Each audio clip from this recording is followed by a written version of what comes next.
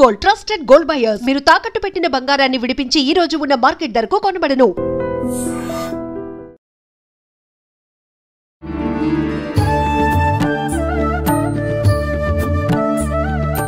నమస్కారం, welcome to I dream. ధర్మ మార్గం విత్ విజిత కార్యక్రమానికి స్వాగతం. ప్రస్తుతం మనతో పాటు ఉన్నారు సౌర పీఠాధిపతులు హిమాలయ యోగి సద్గురు శ్రీ శ్రీ శ్రీ ప్రభాకర్ గురూజీ గారు. ఇప్పుడు వారితో మాట్లాడి మరిన్ని విషయాలు తెలుసుకుందాం.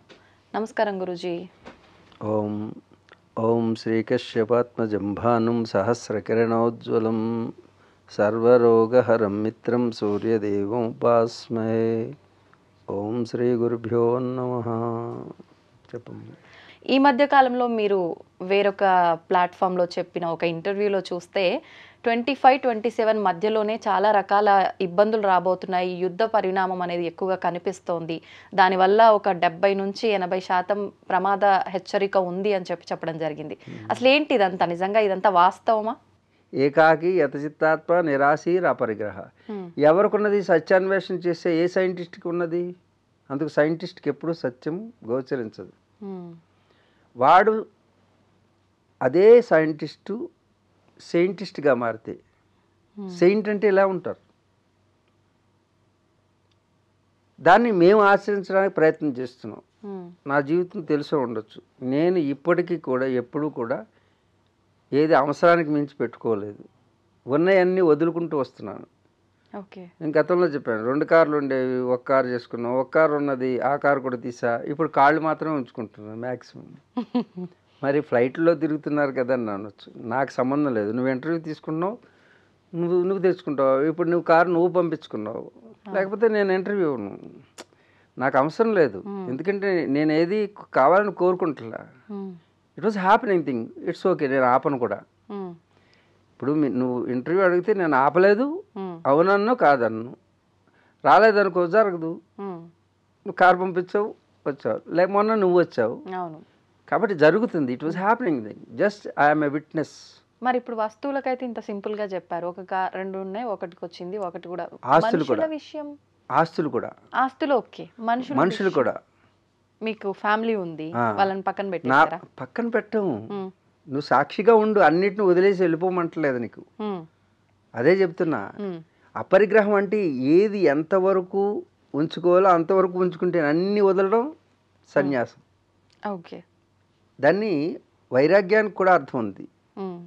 వైరాగ్యం, వివేక వైరాగ్యములు అంటారు. వివేకం అంటే how analyse your self, make it అంటే అనలిటిక్స్ అనమాట. అంటే నువ్వు దాన్ని ఏది అవసరం ఏది అనవసరం, మనకు అన్నీ అవసరం అనిపిస్తాయి, మనకు అవసరం అనిపించకూడదు. శాస్త్రపరంగా అంటే ఆగమ శాస్త్రాలను అనుసరిస్తూ దాంట్లో ఎలా వెళితే మనం ఆ యోగి యొక్క సెయింట్ స్థితిని అందుకుంటామో అది ఆగమాల్లో ఉంటుంది. ఓకే. ఆగమాలు శాస్త్రవిహితమైనటువంటి కర్మాచరణ చేస్తూ భార్య ఉన్నది, అది ధర్మపత్నియా, భార్య, పెళ్ళమా? డిఫరెన్స్ ఏంటి? అంతా ఒకటే కదా. అది ఆల్రెడీ చెప్పేసాము, అందరూ వినేశారు చాలామంది. పెళ్ళం, భార్య, పత్ని, ధర్మపత్ని, ఎవరు. అలాగే మొగుడు, పత్ని, పతి, సహధర్మచారిణి అని చెప్పాను. దాంట్లో ఈ 4 రకాలు ఎలా ఉంటారో వాళ్ళు ఎవరు అనేది చెప్పాను. మగవాళ్ళకి చెప్పరా అన్నారు, మగవాళ్ళకి కూడా చెప్పాను ఎలా ఉండాలి అనేది. ఇవన్నీ ఎవరు చెప్తారంటే మనకి, ఇప్పుడు నువ్వు అడిగిన ప్రశ్న ఏంటి? నా భార్య గురించి అడిగావు. నా భార్య నేను ఎలా సాధన చేస్తున్నానో మొదటి నుంచి తను కూడా నా సహధర్మచారిని అయిన తర్వాత తను కూడా గుహల్లోనూ సాధన చేసింది, నా వెంట ఉన్నది, హిమాలయాల్లో ఉన్నది, తను కూడా అలాంటిదే వచ్చింది నాకు. కాబట్టి ఆ సహధర్మచారిని మ్యాచ్ అయింది. ఎలా మ్యాచ్ అయిందంటే, దీని వెనక పూర్వజన్మ సుకృతం అంటాం మనం. అది ఉందో లేదో తర్వాత సంగతి, కానీ నా విషయంలో ఉంది.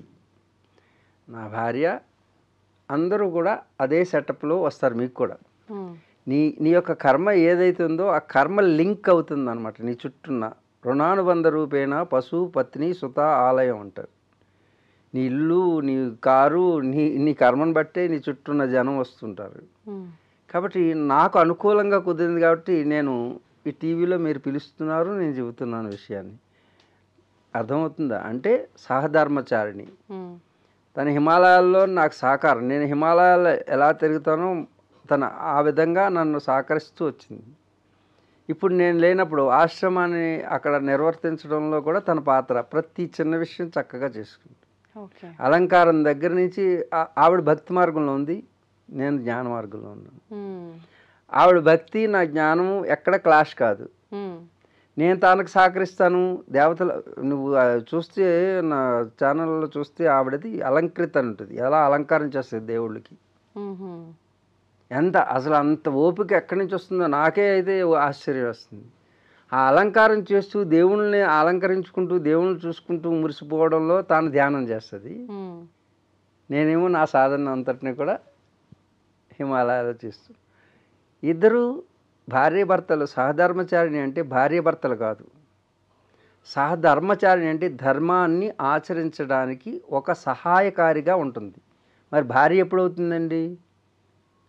సహధర్మచారిణి అంటే ఈ శరీరంతో మనం ఉన్నప్పుడు స్త్రీ పురుషుల యొక్క సంబంధం ఎప్పటి వరకు ఉంటుందంటే, ఈ ప్రకృతిలో నీకు శరీరం ఇచ్చినటువంటి ఈ ప్రకృతికి తిరిగి నీ వారసులుగా ఒకరిని సంతానాన్ని అందజేసి, ఆ సంతానం ఉత్పత్తి చేసిన తర్వాత, ఎందుకు ఉత్పత్తి చేయాలంటే ధార్మికులు అయినటువంటి మనలాంటి వాళ్ళు, అంటే మనలాంటి వాళ్ళు కాదు, ధార్మికులైనటువంటి వాళ్ళు సంతానోత్పత్తి చేయలేదనుకో, ధార్మిక సంతానం లేకుండా దుర్మార్గుల సంతానం పెరుగుతుంది. అందుకు భూమికి ధర్మాచరణ చేసేవాళ్ళు లేకపోతే భూమికి భారం అయిపోతుంది. అందుచేత మన ఋషులందరూ కూడా పిల్లలు కన్నారు. ఆ ఋషి ప్రోక్తమైనటువంటి సాంప్రదాయాన్ని నా తల్లిదండ్రులు, వాళ్ళ తల్లిదండ్రులు, వాళ్ళ తల్లిదండ్రులు ఆచరిస్తూ మేము గృహస్థాశ్రమాన్ని స్వీకరించాం ఋషి పరంపరలో. ఓకే. కాబట్టి మన సంతానం అనేది ఈ లోకంలో మన ప్రతినిధులుగా ధర్మాచరణకి ఉపయోగపడేటట్టుగా వాళ్ళని తయారు చేయడానికి మన డిఎన్ఏ వాళ్ళలో ఉంటుంది కాబట్టి వాళ్ళు కూడా అలాగే ఉంటారు.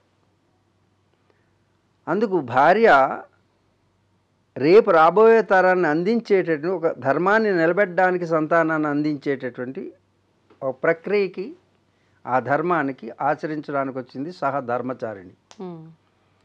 ఎప్పుడైతే పిల్లలు పుట్టారో, ఆ పిల్లలు పుట్టిన తర్వాత ఏమవుతాం మనం? తల్లిదండ్రులు అవుతాం. తల్లిదండ్రుల పాత్రలోకి వెళ్ళిపోవాలి. కానీ ఏం చేస్తున్నారు?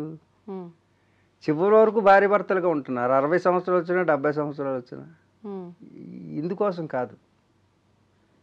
శరీరం భోగ వస్తువు కాదు, యోగ వస్తువు.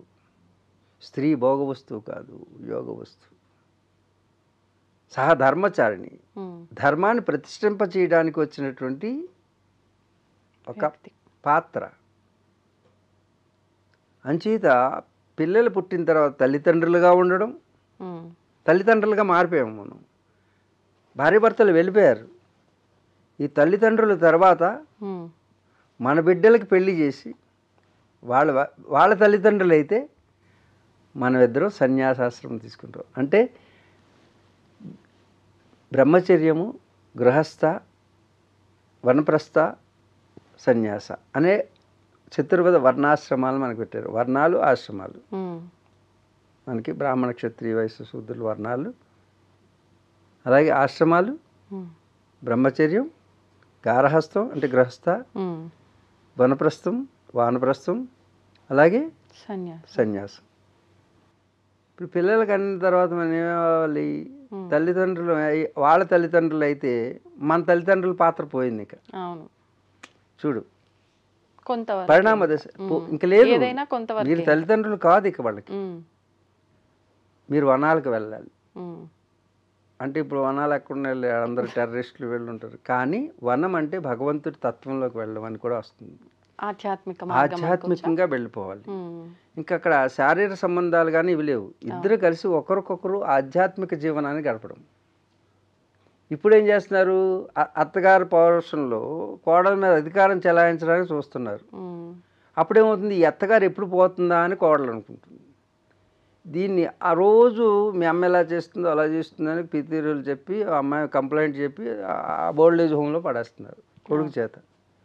అందుగురించి వాళ్ళ చేత అలా పడాయించుకోకుండా మీరు మీ మర్యాదగా మీ అంతటా మీరే. వాళ్ళకి అప్పచెప్పి, ఉమ్, వాళ్ళు కూడా తల్లిదండ్రులు అయ్యారు కదా, బాధ్యతలు వాళ్ళకి అప్పచెప్పి మీరు ప్రస్థానం సాగిస్తే బాగుంటుంది, లేకపోతే చేత్కరించుకోబడతారు అదే కోడలు అదే కొడుకు చేత. మరి ఇది ధర్మమేనండి, తల్లిదండ్రులు చూడొద్దా? మీరు చూసే అంతవరకు ఉండకండి. మీరు ఆధ్యాత్మిక మార్గంలోకి ప్రవేశించడం అనేది మన యొక్క భారతీయ సనాతన సంప్రదాయం. ఉమ్, వనప్రస్థం చేయడం, ఉమ్, వనప్రస్థం చేసిన తర్వాత వనాలకు వెళ్ళడం, లేకపోతే వనం అంటే భగవంతుడు, భగవంతుడి మార్గంలోకి వెళ్ళడం.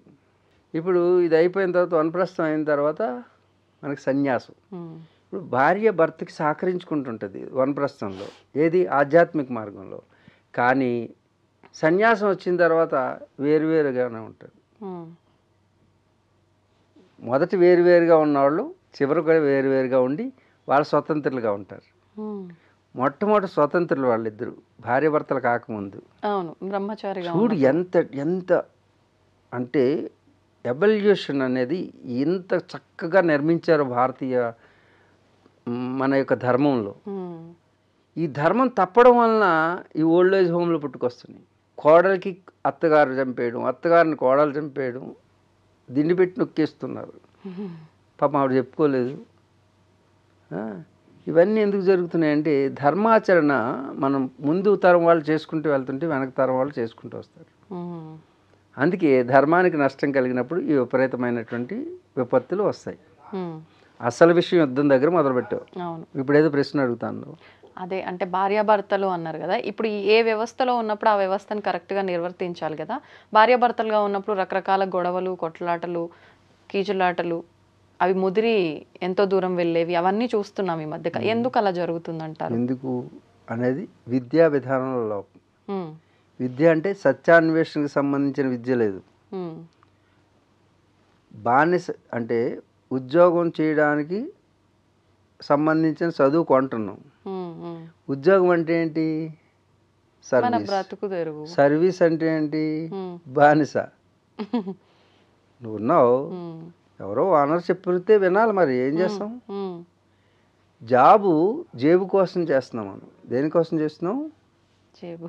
ఆ, చదువు బ్రతుకునిస్తుంది, ఉమ్, విద్య జీవితాన్ని ఇస్తుంది. ఉమ్, ఇప్పుడు ఎవరు జీవించట్లేదు, కేవలం బ్రతుకు కోసమే ఉమ్. ఏదో బ్రతుకుతున్నాం. అందరికి అసంతృప్తి, అవును. ఎందుకంటే బ్రతికేస్తున్నాం అంతే, జీవించట్లేదు ఎవరు. జీవించాలంటే విద్య తెలియాలి.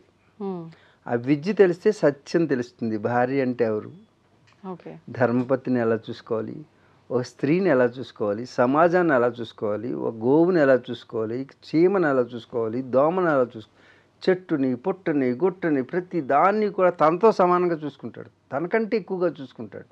ఉమ్, ధార్మికుడైనటువంటి వాడు తన భార్యని ఒక అమ్మవారిగా కొలుస్తాడు. నాకు పునర్జన్మనిస్తున్నావు తల్లి అంటాడు. ఉమ్, నన్ను నీ గర్భంలో చోటిచ్చి నవమాసాలు నన్ను మోసి నాకు పునర్జన్మనిచ్చి నాకు కొనసాగింపునిస్తున్నావే, ఈ శరీరం పోయిన తర్వాత కూడా నేను ఉండేటట్టు ఇచ్చేటట్టు మాతృమూర్తి నీకు నమస్కారం, నీకు కూడా నమస్కారం. నువ్వు మాతృమూర్తి అమ్మా, నాకు జన్మనిచ్చిన జన్మధాత్రివి నువ్వు. అది స్త్రీని ఇలా చూడగలగాలి. ఉమ్, నవమాసాలు మోసి నా బీజాన్ని నువ్వు ధారణ చేసి అష్ట కష్టాలను అనుభవించి ప్రసవేదన మించినటువంటి బాధ లేదమ్మా, ఒక స్త్రీకి తెలుస్తుంది. అది పురుషుడికి కేవలం భోగం కాదు, అది యోగం. ఉమ్, సృష్టికి ప్రతి సృష్టి చేసేటటువంటి ఆదిశక్తి స్వరూపిణి స్త్రీ. అలాంటి స్త్రీని ఆట వస్తువు కింద, ఆట బొమ్మ కింద వెలకట్టి వెలయాలించేసి ఆడుకుంటున్నటువంటి వాళ్ళు ఎవరైతే ఉన్నారో వాళ్ళందరికీ చెప్తున్నాను ఈరోజు, ఒక స్త్రీ యొక్క కంటి నీరు ఈ భూమి మీద పడితే సర్వనాశనం అయిపోతుంది. ఈ ఇంటిలో అయితే నీ భార్య యొక్క కంటి నీరు నేల మీద పడిందో ఆ నేల ఆ భూమి భారం భరించలేక కంపనం వచ్చేస్తుంది ఆ తల్లికి. అవే భూకంపాలు. ఎన్ని భూకంపాలు రావాలి ప్రతి ఇంట్లోనూ. ప్రతి ఒక్కరు. స్త్రీ భోగ వస్తువు కాదు. హోమగుండం. హోమంలో అగ్నికి ఆహుతి చేసినట్టుగా భర్త హోమగుండం కింద భావించాలి భార్యని. దాంట్లో హవిస్సును సమర్పిస్తున్నాననేటువంటి భావనతో, భగవంతుడికి సమర్పిస్తున్నాననే భావంతో శరీరంతో కలవాలి. ఆ యజ్ఞఫలం అనేటటువంటిది వస్తుంది అనే సంతానాన్ని తీసుకోవాలి. ఎన్ని బాధలు అనుభవిస్తే సంతానం వస్తుంది? ఒక్క క్షణం సుఖానికి జీవితాంతం పణంగా పెడుతున్నామే. అలాంటి స్త్రీని ఎలా చూసుకోవాలి? అది భారతీయ ధర్మం, భారతీయ శాస్త్రాలు చెప్పేవి, భారత ఋషులు ఆచరించింది, ఈనాటికి నేను కూడా ఆచరిస్తున్నటువంటిది. అటువంటిప్పుడు ఆ భర్త ఎలా కనపడతాడమ్మా? స్వర్గం కంటే మిన్నగా కనపడతాడు. ఏమో ఎప్పుడు కూడా నా కంటెంట్ నీరు చొక్క ఎప్పుడూ రాలేదు. నేను అదే ఇప్పుడు జీవితంలో షాక్ అవుతున్నా చూసి. మొత్తం జీవితంలో నాకు ఎన్ని కష్టాలైనా నాకు రాలేదు. ఎందుకో ఇప్పుడు అంటే ఆ స్త్రీమూర్తి యొక్క భావన. అరే ఏమవుతుంది? అలాంటి స్త్రీలు ఉన్నారా? ఈ స్త్రీలు ఉన్నారు కొందరు. ఇదేంటంటే ఇప్పుడు వరకు ఉన్నతంగా చెప్పి ఇప్పుడేంటి ఇలా సడన్గా మారుస్తున్నారంటే స్త్రీ పాత్ర కూడా నిర్వర్తించట్లేవుతుంది. ఎందుకంటే యుగం యొక్క పరిణామ దశల వలన వారు ఆ యొక్క పాత్రలను నిర్వర్తించలేకపోతున్నారు. దానికి కారణం జ్ఞానం, సమస్యలకి కారణం అజ్ఞానం. మన వేద సంస్కృతిని మర్చిపోవడం, పేద సంస్కృతిని తెచ్చుకుంటాం. పేద సంస్కృతం అంటే ఇంపోర్టెడ్ వెస్ట్రన్ కల్చర్, ఆధునీకరణ అంటే ఆధునీకరణ. ఓ మనీ బేస్డ్. ఓకే. మనిషి బేస్డ్ కాదు, మనీ షీ బేస్డ్. అంటే మనీ షీ. అందరూ ఆలోచన అదే. అందరూ కొందరు మాత్రం మిగిలారు, 0.1%. వాళ్ళ భార్యని అడిగిన ఎంత హాయ్ స్వర్గం. ఎలాంటి శారీరక సంబంధాలు ఉండవు వాళ్ళకి, కానీ అద్భుతమైనటువంటి జీవన విధానం ఉంటుంది వాళ్ళకి. మీరు ఇప్పుడు స్త్రీ గురించి మాట్లాడగానే మీ జీవితంలో ఎప్పుడు కళ్ళ వెంట నీరు రానిది వచ్చిందన్న అంటే ఎందుకు ఆ భావన ఎందుకు వచ్చింది మీకు? అంటే మనం ఎమోషన్లోకి దిగితే అంటే ఆ తల్లి అనుభవించే వేదన, నేను నీవుగా మారిపోయాను. నువ్వు పైకి కనపడే అవుట్లుక్ ఉండదు. అప్పుడు ఆ లోపల అనుభవించే వేదన ఒక స్త్రీ, నేను స్త్రీగా మారతాను. ఓకే. స్త్రీగా అంటే ఇప్పుడు నేను పురుషుడిగా ఉన్నప్పుడు నేను నీలోకి వస్తే దాన్ని సంయమనం అంటారు. అంటే నేను నీవుగా మారితే అది నువ్వు ఎలా అనుకుంటున్నావు లోపల, ఒక స్త్రీ ఏమనుకుంటుంది లోపల, ఒక స్త్రీ, ఒక పురుషుడు ఏముంది వస్తాడు, అన్ని ఆంక్షలే. ఇక్కడే కాదమ్మా, ప్రపంచవ్యాప్తంగా చూసినట్టయితే నువ్వు ఆ దేశం ఈ దేశం అని కాదు, ఆ దేశాలే పాటించాలి. ఏ దేశమైనా స్త్రీలు, మన దేశంలో ఇంకా ఈ మాత్రమైన గౌరవం ఉంది. మిగతా మతాల బేస్డ్గా ఉన్నటువంటి వాటిల్లో ఓటు హక్కు లేదమ్మా. అమెరికాలో మొన్నటి వరకు స్త్రీని కేవలం వాళ్ళ మత గ్రంథాల్లో పంట పండించే నేలలాగా ఉపయోగించుకోవాలని ఉన్నది.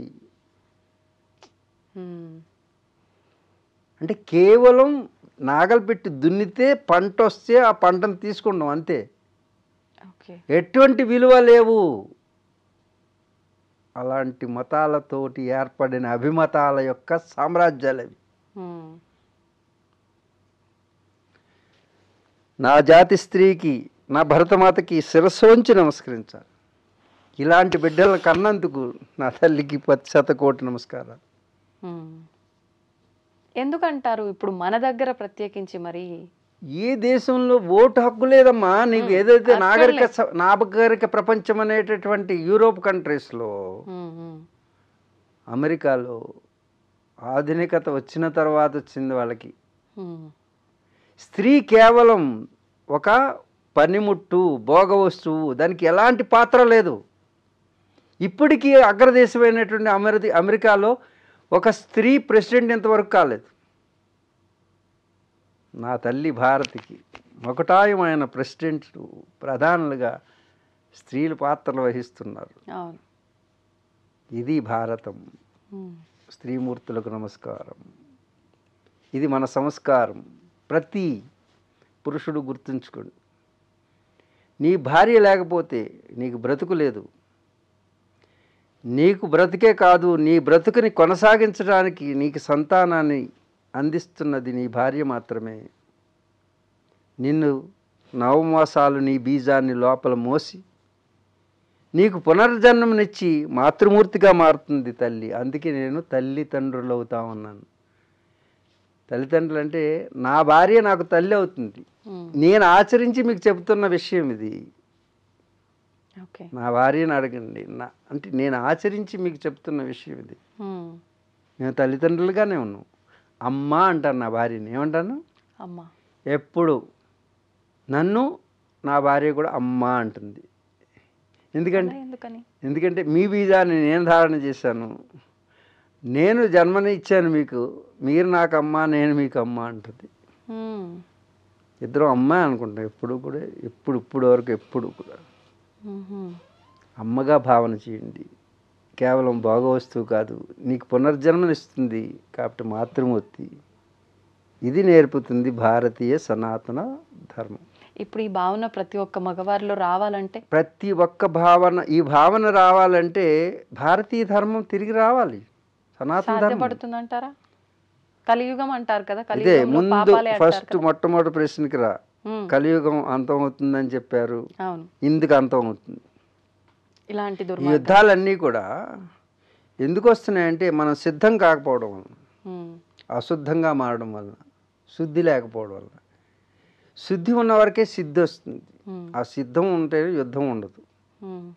కాబట్టి ప్రపంచ దేశాలన్నీ కూడా ఈరోజు వినాశనం వైపు వెళ్తున్నాయి. ఉక్రెయిన్, రష్యా, మధ్యలో ట్రంప్ కార్డే. ట్రంప్ ఈజ్ ద పెద్ద కంపు. అగ్రదేశం కాదు ఇది, ఉగ్రదేశం. ప్రపంచాన్ని ఉగ్రరూపం దాల్చేటట్టు చేయడంలో పాత్రలో ఈ ట్రంప్ పాత్ర ఉంది. ట్రంప్ కార్డ్ అంటుంటారు కదా. ప్రపంచ వినాశనానికి ఈ ఖేల్ जो पत्ता खेलते हैं ना, पत्ता माने पैकेट,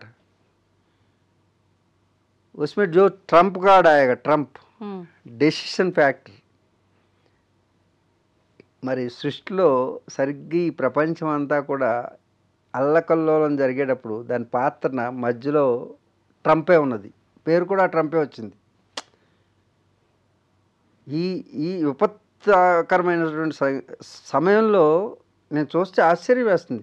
ట్రంప్ కార్డు అంటారు, నాకు తెలియదు అది ట్రంప్ కార్డు అంటే. ట్రంప్ అనే పేరు వచ్చింది. నిజంగా ట్రంప్ కార్డే ఇప్పుడు వాడు. ప్రపంచ వినాశనానికి కారణం వాడే, నిలబెట్టాలన్న కారణం వాడే అవుతాడు. ఈరోజు ఈ రాబోయే రోజుల్లో ప్రపంచ వినాశనానికి కారకుడు తానే అవుతాడు. పేరు కూడా ట్రంపే వచ్చింది చూడండి, ట్రంప్ కార్డ్. ఓకే, ఇప్పుడు వినాశనానికైనా మళ్ళీ సఖ్యతకైనా రెండు రకాలుగా. వినాశనం అనేది చూడండి, వినాశనం అంటే చాలామంది నన్ను ప్రశ్నిస్తున్నారు, మీరు సరిగా అర్థం చేసుకుంటలేదు. 4,32,000 సంవత్సరాలు ఈ కలియుగం యొక్క ఆయుష్. మరి ఏమిటండి మీరు ఇప్పుడే వినాశనం అంటున్నారు? వినాశనం కాదు, ధర్మం. ఇప్పుడు చూడండి, మానం అంటే టైం, మనుష్యమానము. ఇప్పుడు దోమకి ఆయుష్ అంతా ఒకరోజు ఉంటుంది. పుట్టుతుంది, పెరుగుతుంది, పిల్లలు పుట్టిస్తుంది, చచ్చిపోతుంది అనుకో, దానికి ఒకరోజు. మనకి 100 సంవత్సరాలు అంటారు. నువ్వు త్వరగా తప్పులన్నీ చేసావు అనుకో, అన్ని రోగాలు తెచ్చుకున్నావు అనుకో, మన చేతుల్లో లేనట్టు అది. 50 సంవత్సరాలు చచ్చిపోవచ్చు, 40. అలాగే కాలానికి కూడా దాని మానం ఉంటుంది. నువ్వు 4,32,000 సంవత్సరాలు బ్రతకాల్సినటువంటి యుగం ఇక్కడ ఉన్నటువంటి మనుషులు దాన్ని తగ్గించుకుంటూ వచ్చారనుకో, అధర్మం ఎక్కువగా చేసేస్తున్నారు అనుకో, త్వరగా బౌల్ నిండిపోతుంది. ఇప్పుడు అది జరిగిందంటారా? ఇంకా జరగలేదు కానీ 4 లక్షలు, ఇప్పుడు 5,120 సంవత్సరాలు సుమారుగా అయి ఉంటుంది కలియుగం వచ్చి. కృష్ణుడి యొక్క శరీర త్యాగం తర్వాత వచ్చింది కలియుగం. అప్పటి నుంచి ఇప్పటి వరకు 5,120 సంవత్సరాలు అయింది. అంటే కలియుగే ప్రథమ బాధే జంబూ ద్వీపే భరతవర్షే భరతఖండే అస్మిన్ మేరో చదువుతాం మనం సంకల్పం. దాంట్లో చాలామంది క్వశ్చన్ వేసేది ఏంటంటే 4,32,000 సంవత్సరాలు ఉన్నదానికి ఇప్పుడు ఎందుకు అంతం వస్తుంది అని. చూడండి, ఈ మానంలో మనుష్యమానము, దైవమానము, పితృమానం. మనం చనిపోయిన తర్వాత మనకి ఇప్పుడు 24 గంటలు ఒక రోజు. అవును. మనం చనిపోయిన తర్వాత చనిపోయిన ఫస్ట్ డే మనకు 1, 2, 3 రోజులు మనం అక్కడే ఉంటాం. ఎక్కడైతే చనిపోయామో ఆ వస్తువులు, మన చుట్టాలు, బంధువులు వీళ్ళ దగ్గర అలా తిరుగుతుంటాం. ఎందుకంటే చనిపోయినటువంటి ఆ శరీరం అందుకే వెంటనే దహనం చేయాలి ఒక రోజులో. ఆలస్యమైతే అక్కడే ఉంటుంది. ఆ దహనం అయిన తర్వాత కదా నేను లేనని తనకి ఎరుకలోకి వస్తుంది. ఆ దహనం అయిపోయిన తర్వాత ఏ ఎముక అయినా ఏదైనా ఉంటే దాంట్లో ఆవహించడానికి వస్తుంది, అవకాశం ఉంటుంది. ఎందుకంటే డిఎన్ఏ ఇస్ దేర్. కానీ దీని ఆయుష్ తీరిపోయింది కదా, ఉన్నా కూడా ఆయుష్ ఎవరికి పోయింది ఏమీ లేదు అక్కడ. శరీరం పోయింది అంతే, వాడు ఉన్నాడు. ఆత్మ ఎక్కడికి పోదు, శరీరం పోయింది. నీకు ఆ పైన ఉన్నటువంటి కవర్ పోయింది, లోపల నువ్వు ఉన్నావు, అది ఉంటుంది ఎప్పుడు. ఈ పితృమానం అనేది అప్పుడు స్టార్ట్ అవుతుంది. పితృమానంలో కూడా 1, 2, 3 రోజులు ఆ ఎముకలన్నీ తీసి చెరువులో కలిపేస్తాం. అయిపోయిన తర్వాత పూర్ణంగా, అందుకే బట్టలన్నీ కూడా చాకలికి ఇచ్చేయడం, ఇష్టమైన వస్తువులన్నీ కూడా ఎవరికి ఇచ్చేస్తాం. అవి ఉంచితే వాటిని ఆశ్రయించడానికి కూడా వస్తాయి, ఆ ఇష్టమైనటువంటి విషయాలకి. సోల్ అక్కడెక్కడ తిరుగుతుంది. అందుకే మనం ఏం చేస్తామంటే మన యొక్క సనాతన ధర్మంలో పిండ ప్రదానం చేస్తాం. పిండ ప్రదానం చేయడం వల్ల ఏంటవుతుందంటే, ఇది 3 రోజులకు ఒకటి పెట్టాం కదా, ఫస్ట్ ప్రథమ మాసికం పెట్టాం. దీని తర్వాత మాసికాలు వస్తాయి, అంటే నెలకు ఒకసారి పెడతాం. ఇదేంటండి నెలకు ఒకసారి పెట్టడం ఏంటి, పిండం పెట్టడం ఏంటి, పిండి పెట్టడం ఏంటి అనుకుంటారు చాలామంది. పిండి is also a particles of the food. ఈజీగా దాన్ని మనం దేంట్లో లిక్విడ్లో కలిపేయచ్చు. అవును. పార్టికల్స్ని మనం ఏం చేస్తామంటే, పార్టికల్స్ కాకుండా ఈ ఫిజికల్గా ఉన్నటువంటి ముద్దలో ఎనర్జీ బాడీ ఉంటుంది.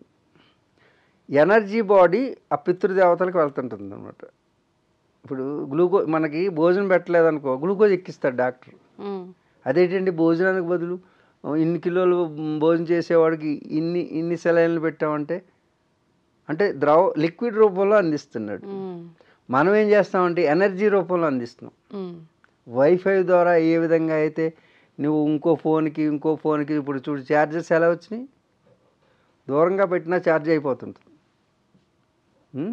నేను ఇక్కడి నుంచి నీకు కళ్ళతో కమ్యూనికేట్ చేయొచ్చు, చేయకూడదా? నా మాటలను కూడా కళ్ళతోటి మూమెంట్ తోటి చేస్తున్నామే, అంటే వైబ్రేషన్ ఇక్కడి నుంచి అక్కడికి వెళ్తుంది. అలాగే పితృదేవతలు చనిపోయిన తర్వాత వాళ్ళకి పెట్టేటువంటి పిండ ప్రధాన ప్రక్రియ అనుకున్నటువంటి సైన్స్ ఏ సైంటిస్ట్కి అందదు. ఆ యొక్క ఎనర్జీ ఫీల్డ్ని మీరు పిండ ప్రదానం చేయలేదనుకోండి, వాళ్ళ ఆ ప్లేన్ నుంచి కదలలేరు, నెక్స్ట్ ప్లేన్లోకి వెళ్ళరు. ఓకే. నువ్వు ఇక్కడ పిండ ప్రదానం మంత్రసహితంగా చేసినప్పుడు ఏమవుతుందంటే, ఈ ప్లేన్ అంటే పితృలోకం నుంచి పితృలోకాలకు వెళ్ళాలి, స్టెప్ బై స్టెప్ పంపించాలన్నమాట. 3 రోజులకు ఒకసారి, 11 రోజులకు ఒక రోజు అవుతుంది. మానం అంటే టైం, అంటే వాళ్ళకి ఒక రోజే. ఈ 11 రోజులంతానా? 11 రోజులు ఒక రోజు అవుతుంది మంత్రసహితంగా. మంత్రాలు దేనికి ఉపయోగపడతాయి? ఈ పార్టికల్స్లోంచి ఈ భావం, పితృభావం నుంచి ఈ పిల్లల గురించి, పిల్లల్లో ఉన్నటువంటి భావం ఏంటి పిల్లలు ఆ బాడీ ఈ బాడీ మూడో బాడీ 3 బాడీస్ ఉంటాయి మనకి. ఇప్పుడు నువ్వు ఉన్నావు అనుకో, నీవు నీ కొడుకు, అదే నువ్వంటే పురుషులకి చెప్పామనుకో, నేను నా కొడుకు నా తండ్రి ముగ్గురు కలిపి ఒకటే శరీరం. ఓకే. అంటే ఒకటే ఫ్రీక్వెన్సీ ఉంటుంది అనమాట, కనెక్టెడ్ ఇంటర్ కనెక్టెడ్ ఫ్రీక్వెన్సీ. అందుకే 3 పిండాలు పెడతాం మనం. 3 పిండాలు కూడా ఇలా పెట్టాం మనం, ఈ వేలు మించి పెడతాం. అవును, బ్రొటన వేలు నుంచి. ఈ వేలు మించి ఎందుకు పెట్టాలంటే దీస్ ఆర్ ద యాంటీనాస్. 1 2 3 4 5 పూర్వం మనకి టీవీ యాంటీనాలు ఉండేవి తెలుసు కదా. వాటిలో ఎలా ఉండేది, ఓటు పొట్టు ఓటు పొడుగు ఓటు ఇలా ఉండేవా, ఇక్కడ ఎలా ఉన్నాయి అంతే ఉన్నాయి. అందుకు పితృదేవతలకు ఎలా చేయాలి, దేవతలకు ఎలా చేయాలి, ఋషులకి ఎలా చేయాలి, ఇటు నుంచి పంపిస్తే ఆ ఫ్రీక్వెన్సీ అటు నుంచి వెళ్ళి ఆ ఫ్రీక్వెన్సీ వెళ్ళి ఛార్జ్ అవుతుంది. Okay okay. అందుగురించి ఇలా పెడితే ఒకటి, ఇలా పెడితే ఒకటి, ఇలా పెడితే ఇలా పెట్టడం ఒకటి. అందుకని ఎవరికి ఏ డైరెక్షన్లో వెళ్తుందో దీంట్లో ఉన్నటువంటి ఫ్రీక్వెన్సీ, ఇవన్నీ ఫ్రీక్వెన్సీ లైన్స్ ఇవి. ఈ ఫ్రీక్వెన్సీ ఎలా వెళ్తుందో చూడు. ఆధ్యాత్మికంగా ఉన్న వాళ్ళకి 3 ఉంటాయి గీతలు. నువ్వు సాయిబాబా చూడు, ఎవరినైనా చూడు, అంటే పిచ్చి పిచ్చి గీతలన్నీ ఉండవు, లేవు కదా, 3 ఉన్నాయిగా. ఇక్కడ చూడ, నేను ఆధ్యాత్మికం అవునా కాదా నా చేయి చెప్తుంది. నేను దొంగ స్వామీజీనా మంచి స్వామీజీనా ఈ 3 గీతలు చెప్తాయి. ఎందుకంటే థాట్ ప్యాటర్న్ అనేది యాంటీనాలోంచి వెళ్తుంది. అబే లైన్స్ ఇవి. ఇలా చాలామంది హేతువాదులు అంటారు తల్లి గర్భంలో ముడుచుకుని ఉంటాం కాబట్టి అలా పడినాయి అని. కానీ చిన్నప్పుడు పడినటువంటి గీతల్ని మార్పు చేస్తుంది మన యొక్క ఆలోచన విధానం. అందుకే మనల్ని ఈ గీతలను చూసి జ్యోతిష్యం చెప్తారు. హస్తరేఖ అంటే హస్త సాముద్రికం. అది వాస్తవమేనా, నమ్మొచ్చా? ఇట్స్ సైన్స్ అమ్మ ఇవన్నీ. అంటే సరిగా దాన్ని ప్రయోగం చేసేవాళ్ళు లేక ఆ రిజల్ట్ రావట్లేదు. కానీ వ్రతాలు చేసినా ఏవి చేసినా అవన్నీ కూడా ఒక సైంటిఫిక్ ఎక్స్పెరిమెంట్స్. ఓకే. ఆ ఎక్స్పెరిమెంట్స్ వెనుకున్నటువంటి ద్రవ్యాలను కానీ చేసేటటువంటి ఎక్స్పర్ట్ కానీ లేకపోవడం వల్ల ఫలితాలు రావడం లేదు, అంతే. ఓకే. ఈ తర్పణాలు అనేవి వదలడం. ఇప్పుడు ఈ డైరెక్షన్లో వదిలితే దీంట్లో ఉన్నటువంటి ఫ్రీక్వెన్సీ అనేటటువంటిది ఇలా మారుతుంది అనమాట. ఇలా మారినప్పుడు అక్కడ ఆ స్టేషన్ కనెక్ట్ అవుతుంది ఆ ఛానల్కి. ఓకే.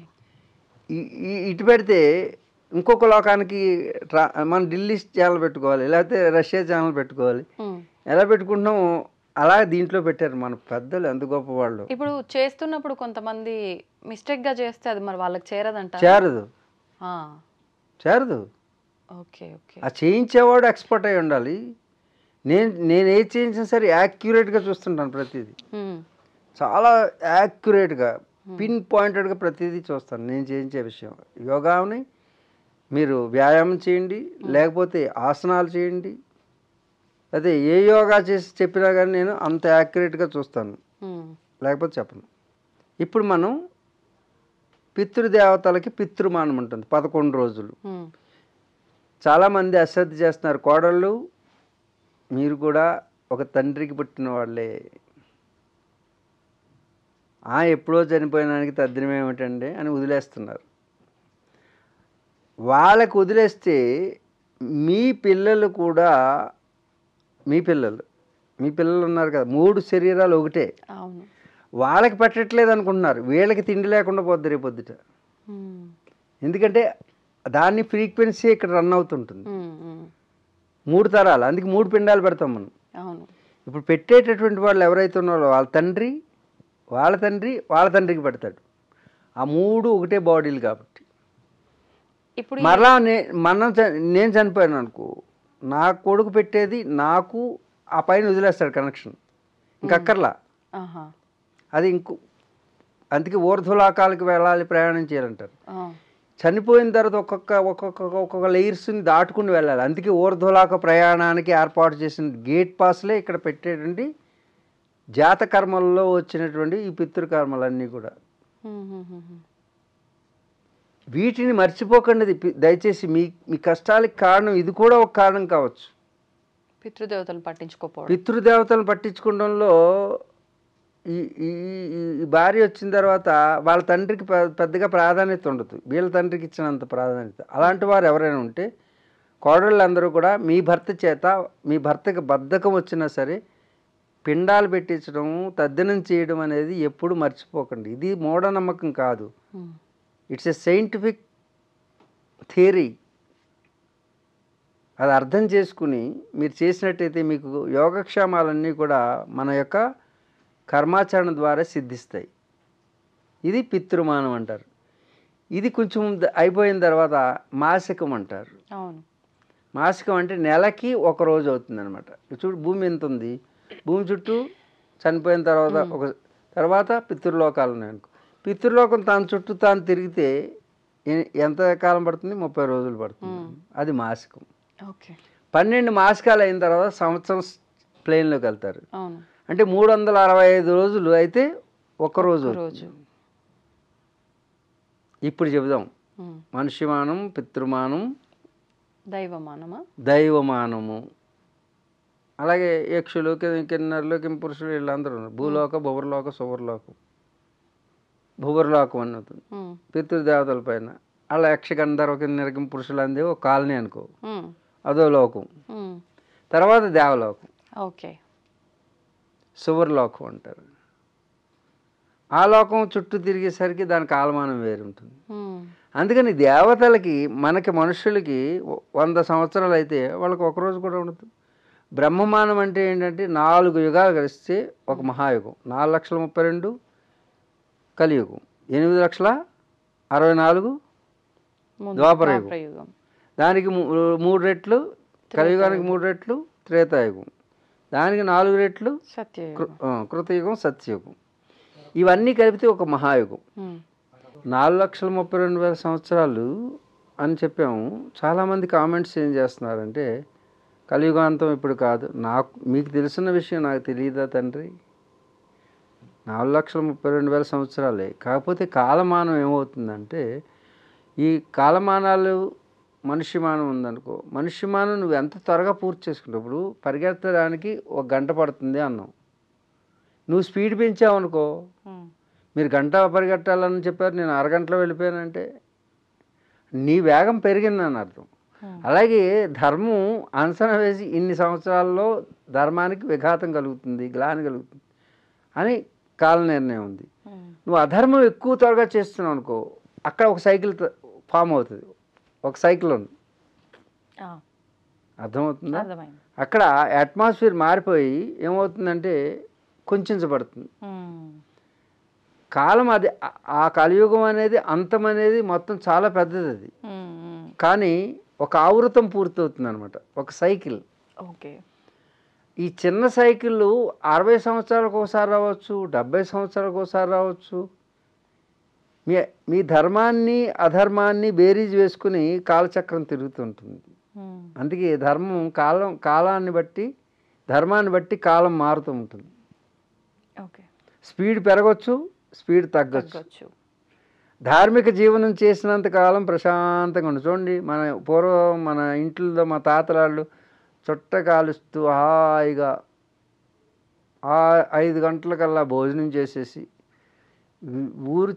ఊరిలో ఉన్నటువంటి రామాలయం దగ్గరికి వెళ్ళి చక్కగా చుట్టని ఇలా తిప్పుతూ ప్రపంచ విషయాలన్నీ మాట్లాడుకుంటూ ఒక్క పంచె ఒకటి కట్టుకుని ఒంటి మీద ఏది కప్పుకోకుండా హాయిగా ఒక టవల్ వేసుకుని మహారాజులా ఉండేవాడు. గుడ్డ మొక్క ఒకదాంతో. మనకి ఇంటి నిండా గుడ్డలే, ఒంటి నిండా గుడ్డలే, బుర్రలో గుడ్డు లేదు. ధర్మం ఉన్నప్పుడు అంత హాయిగా ప్రశాంతంగా ఉంటాం. ధర్మానికి హాని కలుగుతుంటే భర్త మీద భార్యకి అనుమానం, భార్య మీద భర్తకు అనుమానం, బిడ్డ మీద తండ్రికి, తల్లి మీద బిడ్డకి, అంతా అనుమానంతో సాగుతుంది. ఒకరంటే ఒకరికి అభద్రతాభావం. భార్య ఎప్పుడైనా నన్ను చంపేస్తుందేమో అని అన్నం కూడా తిండి ఇంట్లో ఒక్కొక్కడు. వాస్తవం. భార్య పెట్టిన భోజనం మరీ ప్రేమగా పెట్టిందనుకో, ఇంత ప్రేమగా పెడుతుందని డౌటు. ప్రేమగా పెట్టలేదనుకో, అదొక డౌటు. ఈ విధంగా మనిషి అభద్రతా భావానికి గురి కావడానికి కారణము అధర్మం. అధర్మం వలన శాంతి ఉండలేదు. శాంతి లేని వాడికి సుఖం ఎక్కడ ఉంటుంది? అసలు బుద్ధే లేదు వీడికి, శాంతి ఎక్కడ ఉంటుంది?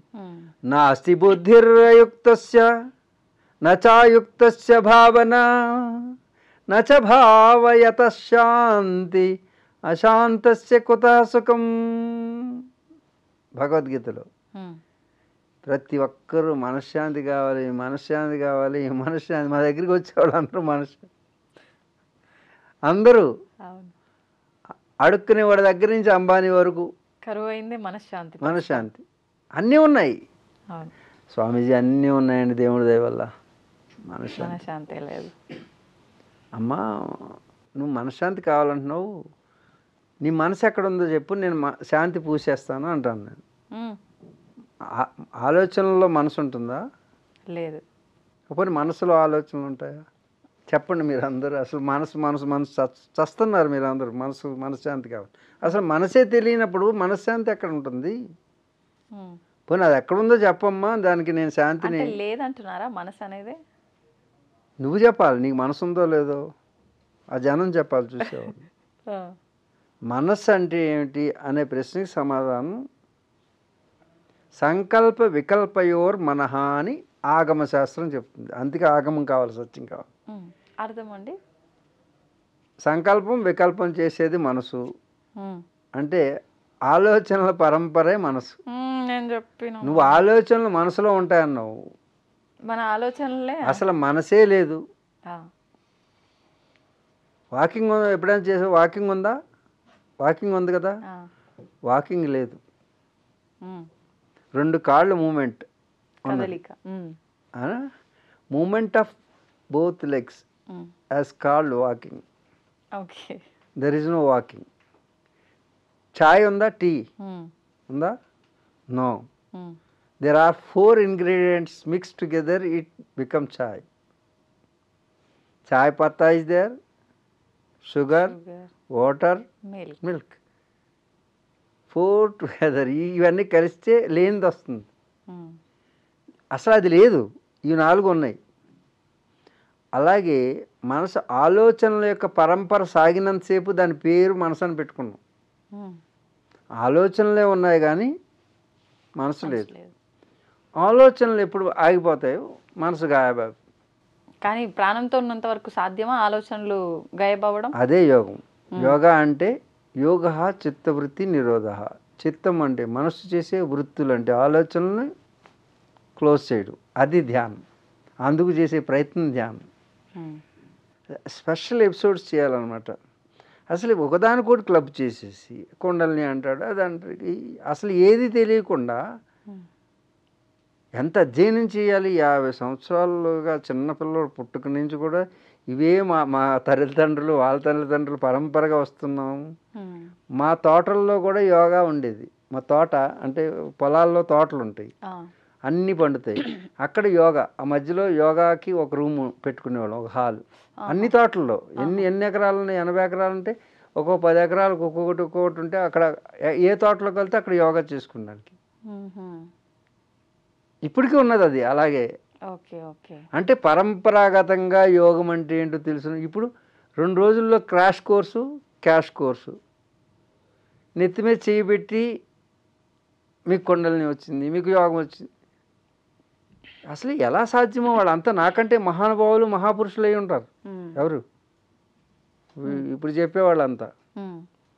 ఎందుకంటే వాళ్ళు 1 గంటలోనే అన్నీ ఇచ్చేయగలుగుతున్నారు. కలియుగం కదా, ఆ కలియుగం అంటే ఆ కలియుగం.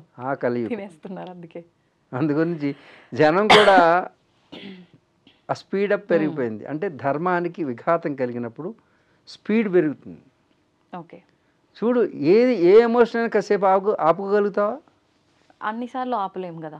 అసలు ఆపు. తిట్టాలనుకుంటే ఏమైనా తిట్టేయడమే. తినేయాలనుకుంటే అప్పటికప్పుడు తినేయాలి. సిగ్గు లేకుండా సిగ్గుకి ఆర్డర్. పండుకుని తిందామని ఉండదు. ఎక్కడో పండుకుని వచ్చింది తింటావు. అంటే పండుకున్నట్టు పాచిపోయింది. దాని పేరే పాచి ఫుడ్స్. అంటే ఫాస్ట్ ఫుడ్. ఓహో, నువ్వు ఫాస్ట్ ఫుడ్ అంటావా? అను. ఆ ఫాస్ట్ ఫుడ్ తిని ఫాస్ట్ ఎమోషన్స్ వస్తున్నాయి మీకు. దేన్ని ఆపుకోలేరు. ఏదో అందంగా కనపడింది అనుకో వెంటనే పొందేయాలి.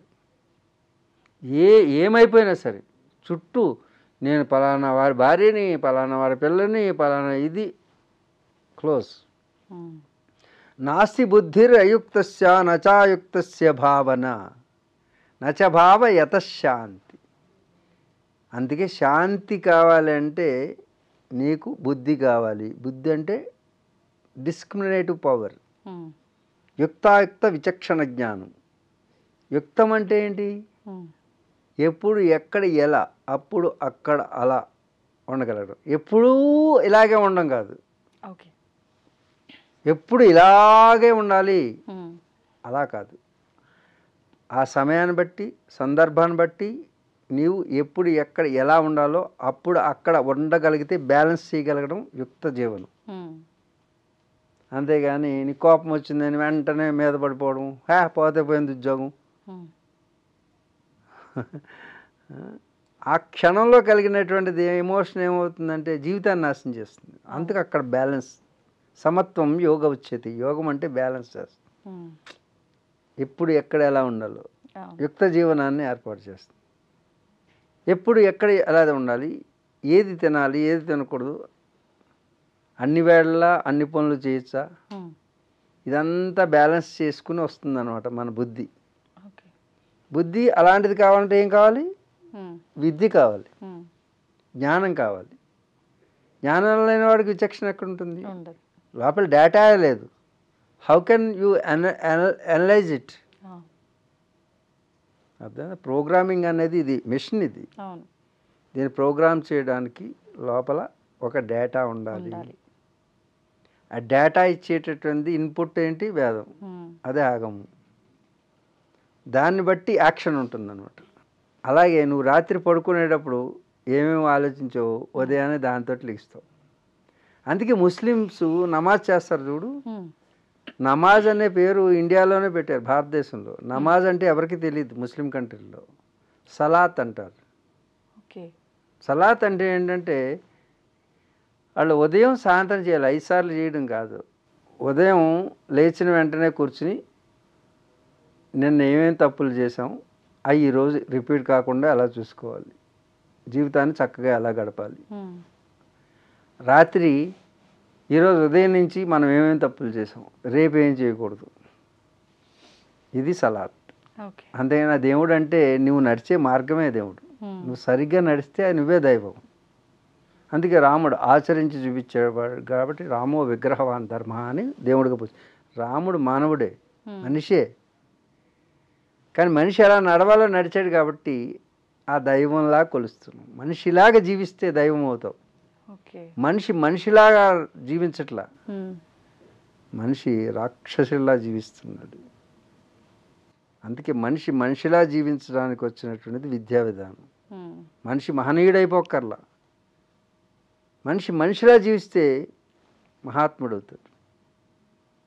కాబట్టి అలాంటి జీవన విధానంలో మనకి కాలమానాలు వచ్చినాయి, ధర్మానికి హాని కలుగుతుంది, మనశ్శాంతి పోయి మనసు పిచ్చి ఆలోచనలు చేసి అన్నం వస్త్రంతో ప్రారంభమైనటువంటి జీవితం అణ్వస్త్రాల వరకు వెళ్ళింది. అన్నం వస్త్రం జీవించడానికి అవసరం, అణ్వస్త్రాలు మరణించడానికి అవసరం.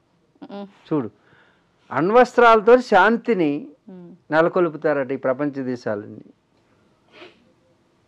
అణ్వస్త్రాలతోటి అన్నం వస్త్రం ఇస్తే శాంతిగా ఉంటారు. మన పూర్వీకులందరూ కూడా అన్నం వస్త్రం మాత్రమే కోరుకునేవారు. ఆ వస్త్రం కూడా ఈ వస్త్రాలు కాదు, కింద గుడ్డ పైన గుడ్డ. వస్త్రం అంటే వస్త్ర త్రాయతే ఇది వస్త్ర. ఏంటి? వస్త్ర ఇది త్రాయతే వస్త్ర. వస్ అంటే సంపద, అంటే కప్పేది, అంటే ఆశ్చేదించబడేది, కప్పబడేది. వాస్యం అంటే కప్పబడేది, కప్పుకొని. త్రాయతే కప్పేది, రక్షించేది. దేన్ని? కాలమానాలని. ఇప్పుడు ఎవరు అసలు ఎక్కడ బెజ్జం పెట్టాలో అక్కడ పెడుతున్నారు, మిగతాదంతా కప్పుతున్నారు. అందులోకి ఆడవాళ్ళు ఎక్కువ మంది. ఇందాక పోవడం కానీ అసలు ఏ వస్త్రం ఎక్కడ ఉండాలనేది పైగా ఇలా అన్నాం అనుకో, నీకెందుకు, మేము ఏ వస్త్రం వేస్తే మిమ్మల్ని అంటలేదు తల్లో, అలాంటి వాళ్ళని అంటున్నాను. నా మీద స్త్రీ సంఘాలన్నీ క్షమించండి, నేనేమనలేదు. ఇప్పుడు జుట్టు ఎరబోసామనుకో, ఏమిటే దెయ్యంలాగా ఏమిటి చేస్తున్నావు, జుట్టు ఎరబోసుకుని తిరుగుతున్నావు అనేవారు. ఆ జుట్టు ఎరబోసుకున్న వల్ల నెగిటివ్ ఎనర్జీ నీలోకి వస్తుంది. These are antennas. అర్థమవుతుంది. అందుగురించి వస్త్రాలని సింపుల్గా వేసుకుని అది రక్షించేది, నేను రక్షించేది అయి ఉండాలి. ఎండా వాన వీటి నుంచి, ఎదుటివారి యొక్క ఎమోషన్ నుంచి స్త్రీలైతే. అర్థమైందా? అందుకే ఈ పరిణామ దశలు, యుద్ధాలు ఇవన్నీ వస్తున్నాయి. కాబట్టి 2025 నుంచి 27 లోపల ఎలాంటి విపరీత ధోరణులే, యుద్ధాలు, ప్రకృతి వైపరీత్యాలు, ప్రకృతి సంతులనం దెబ్బతింటుంది. ఓకే. అందుకు భూకంపాలు రావచ్చు, పంచభూతాలు ప్రకోపించవచ్చు, అంటే టోర్నడోస్ రావచ్చు, వాయువు వేగం పెరగచ్చు, తుఫాన్లు, సునామీలు రావచ్చు. వీటన్నిటి ద్వారా ఒక ఆవృతం పూర్తవుతుంది. ఈ అధర్మపరాయణులు ఎవరైతే ఉన్నారో వాళ్ళు అందరూ పోయేటట్టు వాళ్ళ నెత్తి మీద వాళ్ళే చేపెట్టుకుంటారు. ఎవరు? ఇప్పుడు అమెరికా, రష్యా. ఓకే. అగ్రదేశాలు కాదు, ఇవి ఉగ్రదేశాలు అయిపోయింది. ఏంటి? ఉగ్రదేశాలు. అగ్రదేశాలుగా ఉండాల్సినవి ఉగ్రదేశాలుగా మారితే పరిణామం ఇలాగే ఉంటుంది. ఇవే జ్యోతిష్యం కాదు, ఇదో ప్రెడిక్షన్ కాదు, సహజమైనటువంటి ఒక calculations. Okay. It's a mathematics. అంతేగాని నేనేదో జ్యోతిష్యం చెప్పినట్టు. జ్యోతిష్యం అంటే ఏం కాదు, ప్లానెట్ జ్యోతులు అనేవి ఆకాశంలో ఉన్నాయి. That is stars. ఒక్కో స్టారు ఏ మూడు కలిసినప్పుడు ఏమేమి ఏర్పడినాయి గతంలో. అర్థం. మీనరాశిలోకి శని ప్రవేశించాడు అంటే విపత్తులు జరిగినాయి గతంలో 60 సంవత్సరాలు 70 సంవత్సరాల క్రితం. అర్థమైందా? అదే ప్యాటర్న్ మళ్ళీ వచ్చింది. ఆ జ్యోతి మీన్స్ ఇట్ సెల్ఫ్, ఇట్స్ ప్రకాశం. ప్రకాశం మీన్స్ జ్ఞానం, light. Who is really enlightening persons, they will see, they know the calculation, the mathematics, సాంఖ్యశాస్త్రం. మన షట్శాస్త్రాలు అంటే అవే, షడ్దర్శనాలు అంటే. ఓకే. వాళ్ళు చూసింది కాదు, దర్శించారు. దర్శనం వేరు, చూపు వేరు, దృష్టి వేరు. మనం ఇంతకుముందు చెప్పుకున్నాం ఏవో 3: భార్య, భంగుడు, పిల్లం అని. సత్యం, అలాగే సత్యం, వాస్తవం. అలాగే ఇప్పుడు ఏం చెప్పుకున్నాం? చూపు, దృష్టి, దర్శనం. నేను దేవుడు చూశాను అంటే చూడలేము. దర్శించాను అంటే, దర్శనం అంటే అనుభవం మాత్రమే. అర్థమైంది? అనుభవించాలి. ఆ అనుభవాన్ని చెప్పేటటువంటి దర్శనాలు. ఓకే. అందుకే షట్శాస్త్రాలు, షడ్దర్శనాలు మనకున్నాయి. వాటిలో ఒకటి ఏం చేస్తుంది? సాంఖ్యం. సాంఖ్యం సంఖ్యాపరంగా చెప్తుంది, క్యాల్కులేషన్స్, మ్యాథమెటిక్స్ ఆధారంగా సత్యాన్ని. సత్యం దర్శించాలంటే ఉత్తినే చెప్పేస్తే సరిపోదు. ఇదిగో లెక్కలు ఇవి, లెక్క సరిపెట్టే అంటాం చూడు. ఆ లెక్క సరిపెట్టేది సాంఖ్య దర్శనం. దాన్ని ప్రాక్టీస్ చేసిన తర్వాత చూపించేది యోగ దర్శనం, సాంఖ్యం, యోగం. సాంఖ్యం గురించి చెప్పుకున్నాం. సంఖ్య అంటే సంఖ్యాపరంగా క్యాల్కులేటెడ్గా ఒక సత్యాన్ని వెలికి తీయడానికి మ్యాథమెటికల్గా ప్రూవ్ చేయడం. అంటే లెక్క సరిపెట్టు అంటుంటారు, ఆ విధంగా. తర్వాత సింపుల్గా మాట్లాడుకుంటున్నాం అంటే శాస్త్రీయపరంగా పెద్ద ధార్మికంగా మాట్లాడకుండా అందరికీ అర్థమయ్యేటట్టు. యోగం. యోగం అంటే నీవు ప్రాక్టికల్గా సత్యాన్ని తెలుసుకుంటాం. అక్కడ థియరిటికల్గా తెలుసుకుంటాం, ఇక్కడ ప్రాక్టికల్గా నిరూపించటం. ఇవి రెండు ఒకటి, సాంఖ్యం, యోగం. అలాగే న్యాయం, వైశేషికం, అవి రెండు ఒక సెట్. అది లాజికల్గా సరిపెట్టడం, ఇది మ్యాథమెటికల్గా సరిపెట్టడం, లాజికల్ కంక్లూజన్. అర్థమైందా? వైశేషికం. ఈ విధంగా అవి రెండు ఒకటి, ఇవి రెండు. తర్వాత పూర్వమీమాంస, ఉత్తర మీమాంస అని. అర్థమవుతుందా? మీమాంసాదులు ఆ చర్చ చేయడం, దాంట్లో ఎటమాలజీ గురించి, సృష్టి ఆరంభం గురించి, యాటమ్స్ ఫార్మేషన్ గురించి, అన్నిటి గురించి, సృష్టి యావత్తు దాంట్లోనూ. అంటే చూడు, ఇంత విస్తృతమైనటువంటి చర్చ ద్వారా ఏర్పడినటువంటి సంపూర్ణ సమగ్రమైనటువంటి సమాచారంతో కూడినటువంటి విద్యా విధానం భారతీయత. అందుకు సత్యాన్వేషణకి భారతీయతయే మూలము. అందుకే ఈరోజు ప్రపంచ దేశాల్లో అమెరికా, రష్యా తయారు చేసినటువంటివి ఆయుధాలన్నీ నిర్వీర్యం అయిపోతున్నాయి. భారతదేశం ఆయుధం మాత్రం నిలబడుతుంది. ఎందుకంటే కారణం, మనం కొన్నది ఆ దేశాల నుంచే. ఆ దేశాల నుంచి కొన్నటువంటి ఆయుధాన్ని మనం మనదైన తెలివితేటలతో దాన్ని మోడిఫై చేసి ఉన్నాం. అర్థమైందా? చూడు, రష్యాని ఒక చిన్న ఉక్రెయిన్ 50,000 రూపాయల డ్రోన్ తోటి 50,000 కోట్లు లాస్ చేసింది. 50,000 రూపాయలు ఎక్కడ, 50,000 కోట్లు ఎక్కడ? మరి ఆ రష్యా నుంచి తెచ్చుకున్న S-400 అనేటువంటి రక్షణ వ్యవస్థని మనం అనేక విధాలుగా జాలంగా మార్చుకుని మన యొక్క తెలివితేటలను దానికి అప్లై చేసి మన దేశంలోకి ఒక్కటి కూడా శత్రుముఖలు రాకుండా అడ్డుకున్నాం. వాళ్ళకి అడ్డుకోలేపారు. తయారు చేసింది వాళ్ళే, కానీ ప్రయోగించడంలో మన తెలివితేటలు ఉపయోగించాం. అందుకే ఈరోజు ప్రపంచవ్యాప్తంగా భారతదేశం అనేది ఆ ఆయుధాలని ప్రపంచ దేశాలన్నీ లైన్లో కొనడానికి చూస్తున్నారు. అంటే మనం ఎన్హాన్స్ చేయగలిగినటువంటి డిఎన్ఏ మనలో ఉంది. నీలో పిల్లలు మీరందరూ రేపు భవిష్యత్తు మీది. ప్రపంచ దేశాలన్నిటికీ కూడా భారతీయత కావాలి. ఏంటి?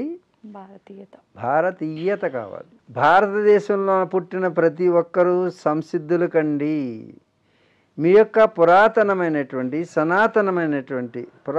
సనాతనమైనటువంటి ధర్మాన్ని ఆచరించండి.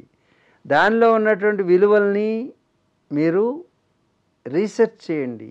ఐటీల్లో ఆధునికత్వం అనేటటువంటిది కాదు మనకు కావాల్సింది, సనాతనం కావాలి. మన సనాతన భారతీయ సంస్కృతిని ఆలంబనంగా చేసుకుని యువతంతా కూడా, మీ తల్లిదండ్రులు, మీరు కూడా ప్రతి తల్లి ఒడి బడి కావాలి. తల్లే ప్రథమ గురువు, తల్లియే ప్రథమ గురువు. కాబట్టి ఓ తల్లి, భరతమాత నీ బిడ్డకి నేర్పు. సనాతన ధర్మం వైపు వాడు విద్యా విధానం సాగేటట్టు, వాళ్ళ ఆలోచన వెళ్ళేటట్టు నీ బడే ప్రథమ బడే అని తెలుసుకో. కాబట్టి మీరు వాడికి నేర్పండి. మన సంస్కృతి, మన సంప్రదాయాలు ప్రపంచ దేశాల్లో అత్యున్నతమైనవి నేర్పండి. ఆ దిశగా వాళ్ళ ఆలోచన నడపండి.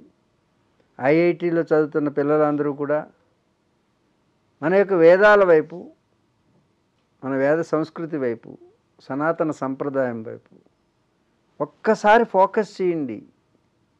విశ్వవిజ్ఞానం అంతా కూడా మన షడ్దర్శనాల్లో, శృతుల్లో, స్మృతుల్లో వాటి రహస్యాలను వెలికి తీయడానికి మీరు రీసెర్చ్లు సాగించండి.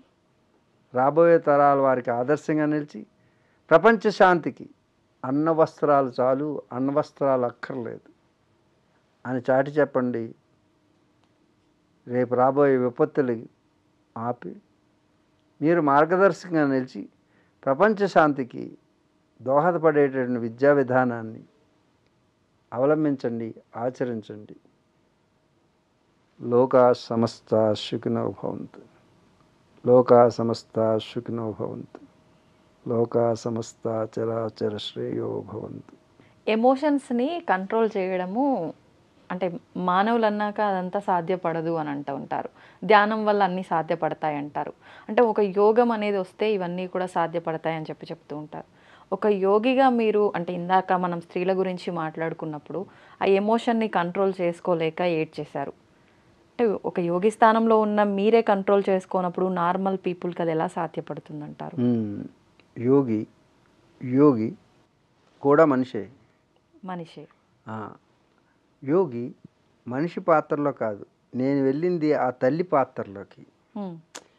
నేను యోగి పాత్ర నుంచి తల్లి పాత్రలోకి వెళ్ళి ఒక స్త్రీ పాత్రలోకి వెళ్ళి స్త్రీ అనుభవించేటటువంటి ఆ ప్రసవ వేదన నేను అనుభవించాను.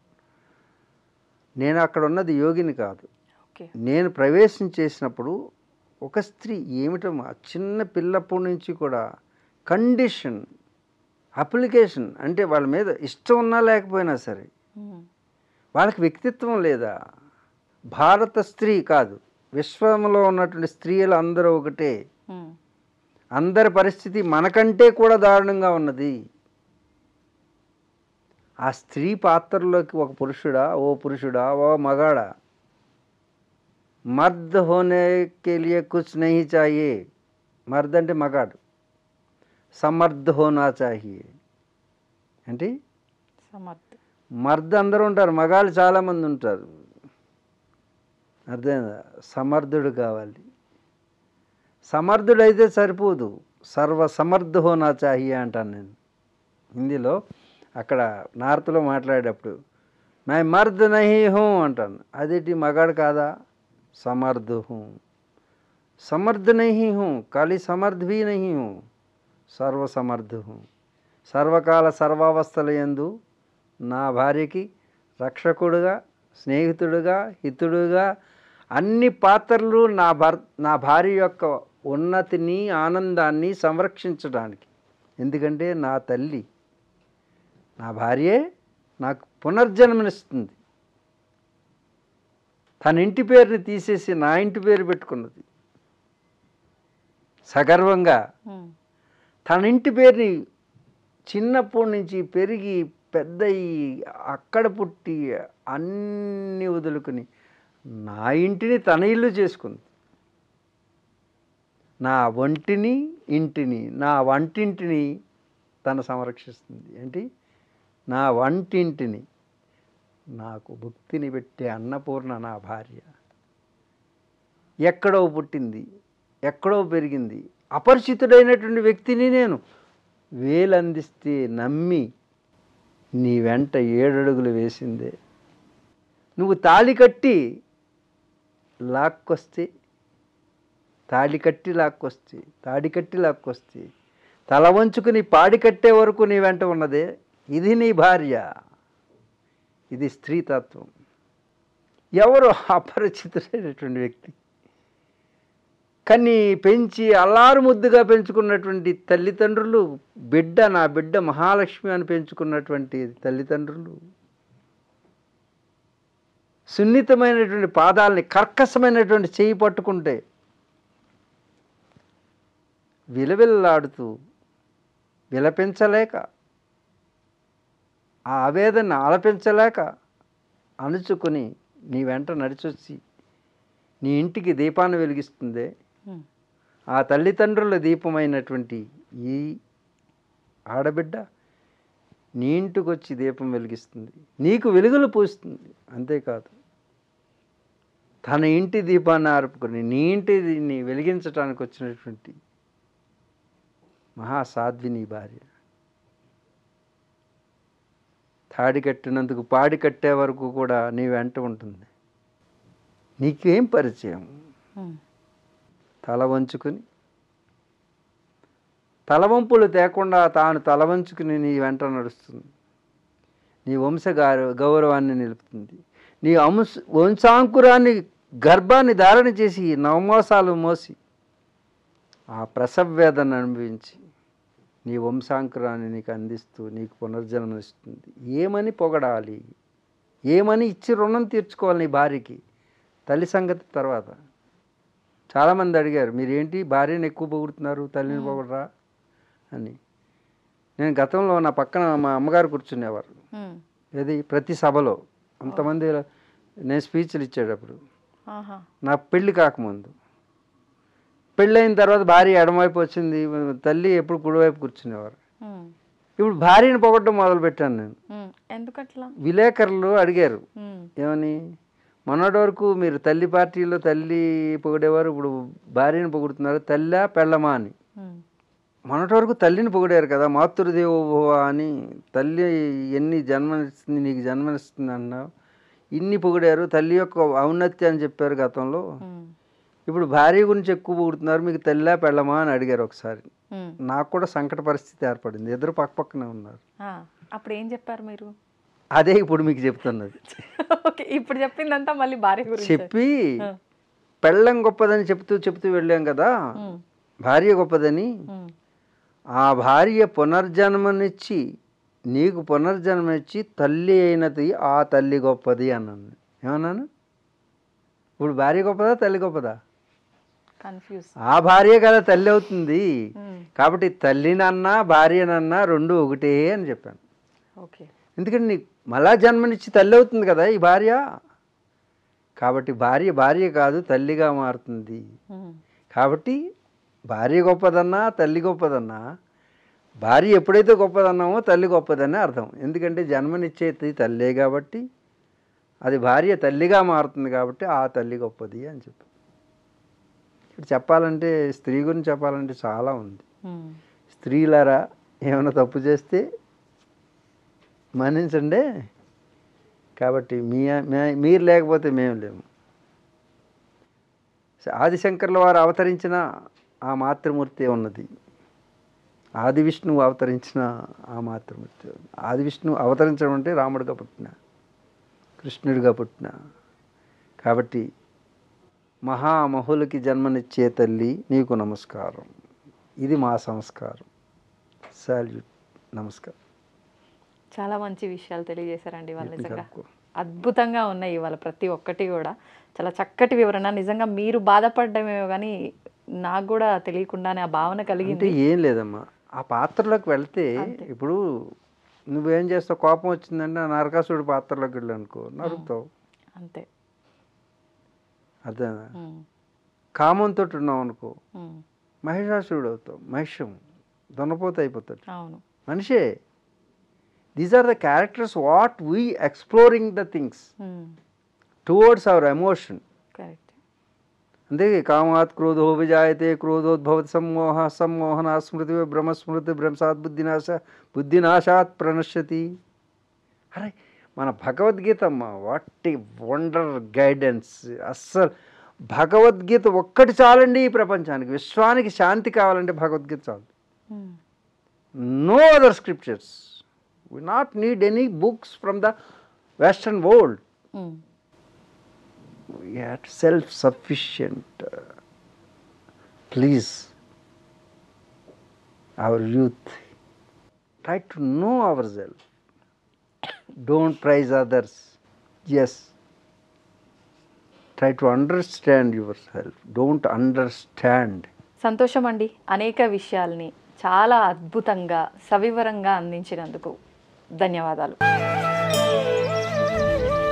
తవ్వండి, తవ్వుతున్న శివలింగం సరే దాన్ని అట్లా కప్పేసేయండి, చూపించదండి. Krishna is there. మూర్తి పూజ కాదు, సాక్షాత్ బ్రజేంద్ర నందన భగవాన్ ఉన్నారు మూర్తిలో. ఏమీ ఆశించకుండా ఆరాధించే వాళ్ళు కూడా ఉన్నారా ప్రభుజీ? నిజమైన భక్తి అంటే మనకు తెలియదు కాబట్టి.